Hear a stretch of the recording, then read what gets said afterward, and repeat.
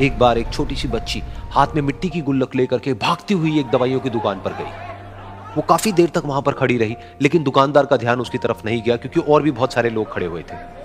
उसने दुकानदार को कई बार बुलाया, लेकिन वहां पर भीड़ इतनी थी कि दुकानदार का ध्यान उसकी तरफ गया ही नहीं। और फिर उस बच्ची को थोड़ा सा गुस्सा आया तो उसने अपनी मिट्टी की गुल्लक लेकर के वहीं काउंटर पर जोर से रख दी, जिसके बाद में जो दुकानदार था और जितने भी लोग खड़े थे वो सब उस बच्ची की तरफ देखने लग गए। और फिर उस दुकानदार ने उस बच्ची से पूछा, बेटे आपको क्या चाहिए? तो वो बड़े ही भोलेपन से बोली कि मुझे एक चमत्कार चाहिए। ये सुनकर के दुकानदार को कुछ समझ नहीं आया, ना ही वहां पर जो लोग थे उनको कुछ समझ में आया, और सब उसकी तरफ देखने लग गए। फिर दुकानदार ने बोला, बेटे चमत्कार तो यहाँ पर नहीं मिलता है।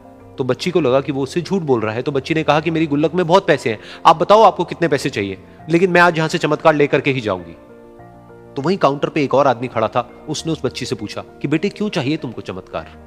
तब उस बच्ची ने अपनी कहानी बताई कि अभी कुछ दिन पहले मेरे भाई के सर में बहुत तेज दर्द हुआ, तो मेरे पापा मम्मी उसको हॉस्पिटल ले गए।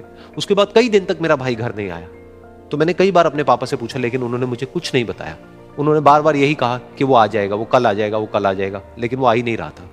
तो मैंने देखा कि मम्मी रो रही है, और पापा मम्मी को कह रहे थे कि उसकी दवाइयों के लिए और उसके इलाज के लिए जितने पैसे चाहिए उतने मेरे पास में नहीं है, अब उसको कोई चमत्कार ही बचा सकता है। तब मुझे लगा कि अगर मेरे पापा के पास में इतने पैसे नहीं भी हैं तो क्या हुआ, मेरे पास में तो है। तो मैंने जितने भी पैसे जोड़ रखे हैं वो सारे लेकर के मैं इस दवाई की दुकान पर आई। फिर उस आदमी ने उस बच्ची से पूछा, कितने पैसे हैं तुम्हारे पास में? ये सुनते ही उस बच्ची ने अपनी गुल्लक उठाई, जमीन पर फेंकी और तोड़ दी, और पैसे गिनने लग गई। बाकी सब लोग खड़े होकर के उसको देख रहे थे। थोड़ी देर बाद उसने सारे पैसे अपने हाथ में इकट्ठे किए और बोली, मेरे पास में पूरे 19 रुपए हैं। वो जो आदमी वहां पर खड़ा था वो थोड़ा सा मुस्कुराया और बोला कि अरे तुम्हारे पास में तो पूरे पैसे हैं, इतने का ही तो आता है चमत्कार। ये सुनकर के वो बच्ची बहुत खुश हो गई और बोली कि चलो मैं आपको अपने पापा से मिलवाती हूं। बाद में पता लगा कि वो आदमी कोई आम आदमी नहीं था, बल्कि एक बहुत बड़ा न्यूरोसर्जन था, और उसने सिर्फ 19 रुपए में उसके भाई की सर्जरी करी, और कुछ ही दिन बाद वो ठीक होकर के घर वापस आ गया। फिर कुछ दिन बाद वो बच्ची, उसका भाई, उसके पापा, उसकी मम्मी चारों एक साथ बैठे हुए थे और बात कर रहे थे।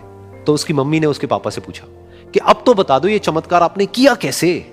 तो उन्होंने अपनी बेटी की तरफ देखा और बोले, ये चमत्कार मैंने नहीं, इसने किया है।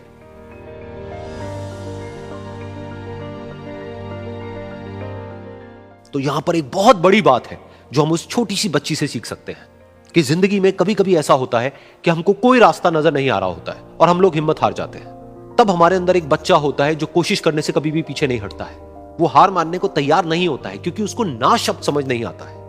वो बच्चा जिसके लिए कुछ भी नामुमकिन नहीं है, क्योंकि वो हर हाल में कोशिश करता ही रहता है।